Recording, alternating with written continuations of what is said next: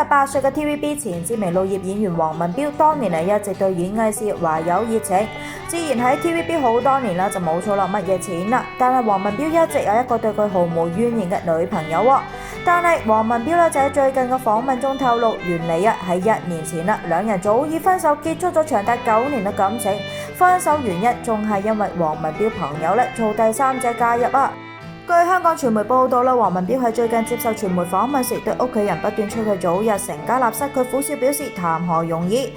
黃文標更加係自爆，原來喺1年前同佢拍拖9年嘅女友，因為佢嘅朋友做第三者介入兩人感情，最後分手收場。